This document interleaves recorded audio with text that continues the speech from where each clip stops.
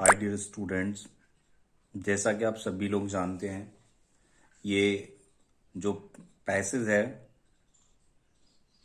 Pros से 4 number का आएगा और इसमें हम लोग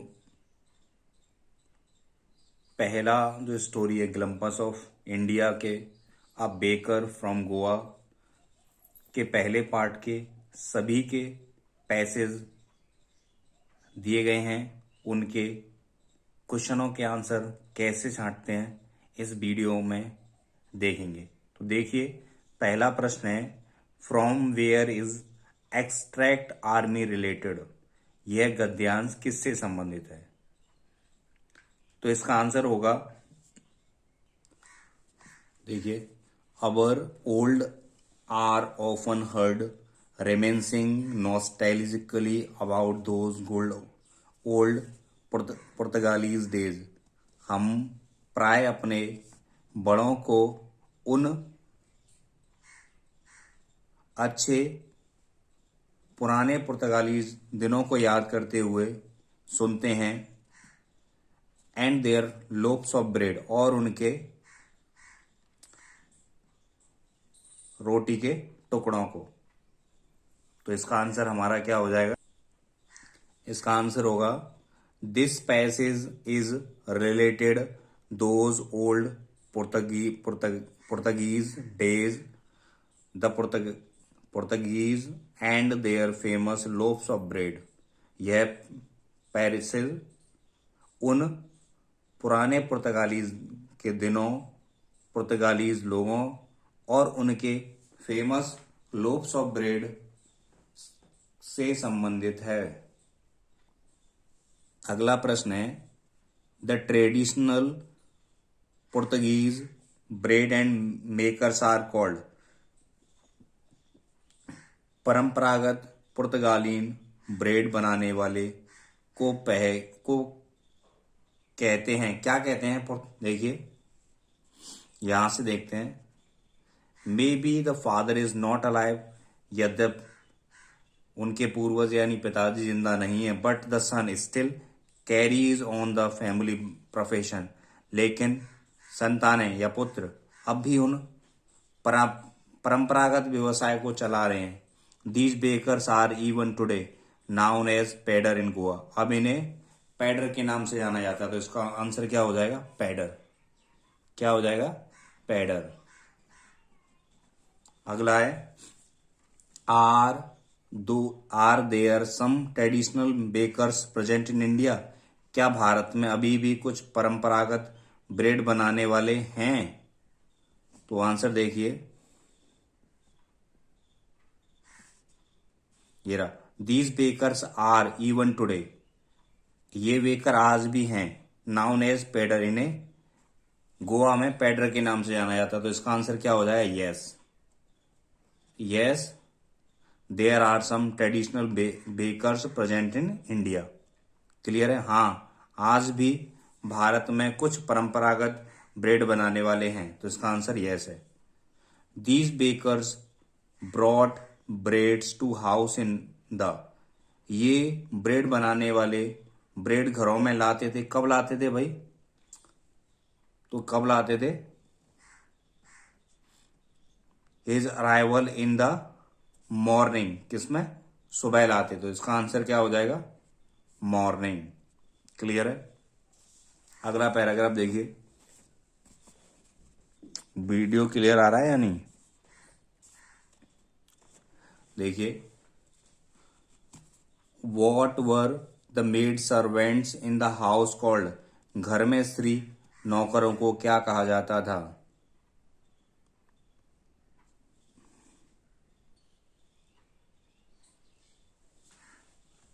what were the made servants in the house called. घर में स्त्री नौकरानी को क्या कहा जाता? तो देखिए, the loaves were bought by some पास्किन और बेस्टाइन। लोप्स यानी ब्रेड कुछ पास्किन और बेस्टाइन के द्वारा खरीदी जाती थी। The maid servant of the house, घर की नौकरानी है, तो उन्हें किस नाम से जाना जाता था? आंसर होगा आपका पास्किन और बेस्टाइन। क्लियर है? नौकरानी को क्या कहा जाता था? पास्किन और बेस्टाइन, पास्किन या बेस्टाइन। दूसरा है, प्रश्न है, who made his musical entry, कौन संगीत में प्रवेश करता था, कौन करता था? देखो यहां से आंसर है, the baker made his musical entry on the scene बिच विद द जंग झंग sound of his special made bamboo staff. तो इसका आंसर क्या हो जाएगा? The baker. क्या हो जाएगा? तीसरे प्रश्न का आंसर है the baker made his musical entry. To whom does he refer, वह शब्द किसके लिए प्रयोग हुआ है?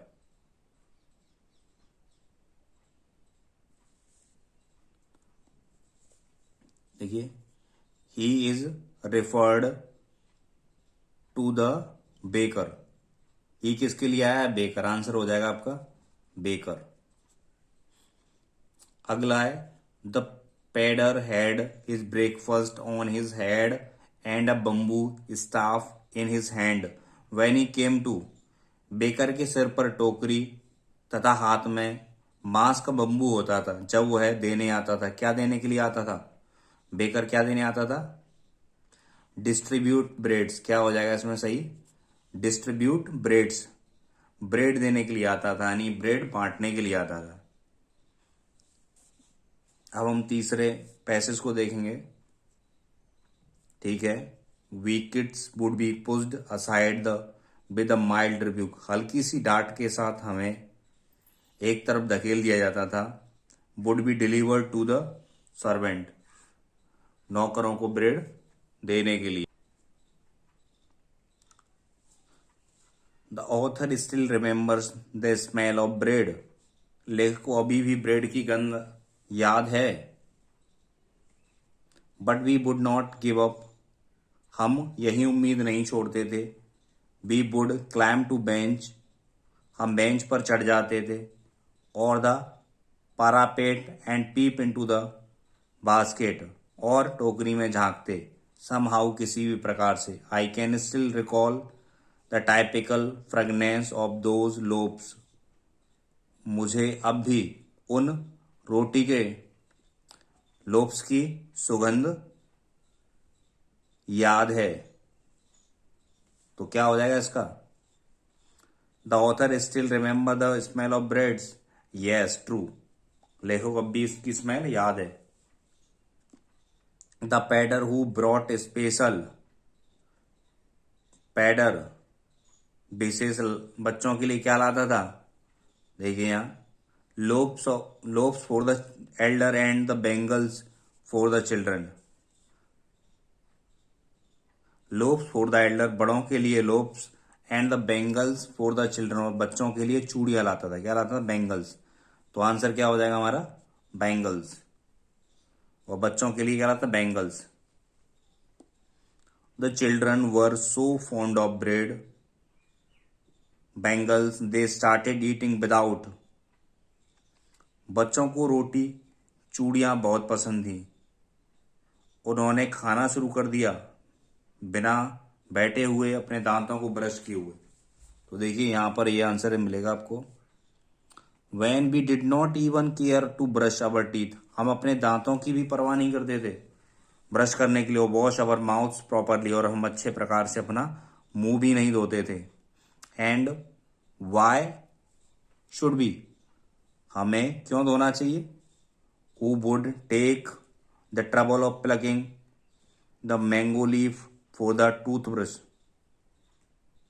कौन परेशानी उठाएगा आम की दातन तोड़ने के लिए? सही बात है। And why was it necessary to all, और इसकी आवश्यकता क्यों थी भाई? The tiger never brushed his teeth, tiger never brushed his teeth, tiger कभी भी अपने दांतों पर ब्रश नहीं करता। Hot tea could wash and clean everything so nicely after all, इसके बाद गरम चाय सब कुछ साफ कर देती थी। तो देखिए प्रश्न क्या है? The children were so fond of bread, बच्चे Bengals they started eating without brushing his teeth. क्या आंसर है इसका? Brushing his teeth. बच्चे रोटी चूड़ियां बहुत पसंद थी, उन्हें खाना शुरू कर दिया बिना अपने दांतों को ब्रश करते हुए. वो बिना ब्रश किए ही खा लेते थे. लेखक याद कर रहा है पुराने दिनों को. Who are we in the extract. Extract इस गद्यांश में हु वी किसके लिए आया है? देखिए, शुड बी आया है चिल्ड्रनों के लिए. किसके लिए? Children. Should is used for the children. देखिए, अगर आपकी पैराग्राफ समझ में नहीं आ रहा हो तो आप कमेंट करें. अगले वीडियो में हम आपको इस जो पैराग्राफ दिया उसकी हिंदी भी बताएंगे, यदि आपको डिफिकल्टी फील हो रही हो तो. देखिए, where were sweets and snacks prepared on special eves. विशेष संध्या पर कहाँ मिठाइयां और नमकीन तैयार किए जाते थे? देखिए, इसका प्रश्न का उत्तर क्या होगा? Sweets and snacks were prepared in the baker's furnace on special eves. अगला है, what was pader's dress called. Pader's की ड्रेस को क्या कहा जाता था? देखो, the baker of bread sellers of those days had a peculiar dress known as the kabai. तो क्या कहा जाता था उनकी ड्रेस को? कबाई कहा जाता था. कबाई. आंसर क्या होगा हमारा? Kabai. Pader's dress is called. Pader's dress is called kabai. Special dishes formed on Christmas and other occasions were cake and. Christmas और अन्य अवसरों पर गठित विशेष व्यंजन केक और क्या होता था? बेलिनहास. ये रहा, देखिए, cakes and bolinhas are must for Christmas as well as other festival. Cake और बेलिनहास